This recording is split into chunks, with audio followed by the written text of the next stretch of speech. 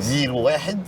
في الفيديو اللي فات عرفنا ان الكمبيوتر لا بيفهم 5 ولا 10 ولا حتى 18. الكمبيوتر دماغه بسيطة خالص، يا 0 يا 1. طب سؤال، امال بيطلع لي على الشاشة رقم زي 850 ازاي؟ بص تخيل معايا ان الكمبيوتر ده عيل صغير وما عندوش غير كارتين، واحد مكتوب عليه 0 والكارت التاني مكتوب عليه 1. اي رقم قدامك هو في الحقيقة متكون من شوية كروت 0 و1 مرصوصين جنب بعض. احنا كبني ادمين متعودين نعد كده 1 2 3 لحد 10، عشان كده اسمه نظام عشري، 10 ارقام. الكمبيوتر بقى ما عندوش غير الصفر والواحد، علشان كده اسمه نظام ثنائي، يعني اختيارين زي زرار النور، يا شغال يا مطفي. تعالى نضحك شويه ونفهم في نفس الوقت. معانا رقم تتح كده 0 1 اطلع على 0 1 10 10 10 0 10. ده بالنسبه لك شكله باسورد الواي فاي بتاعك المسروق او اللي انت سارقه، مش مشكلتنا دلوقتي. انما بالنسبه للكمبيوتر رقم عادي جدا، كل خانه في الرقم ده ليها قيمه. نبدا من اليمين 1 2 4 8 وهكذا، كل مره بنقعد نضرب في 2. نعمل ايه بقى؟ اي خانه فيها 1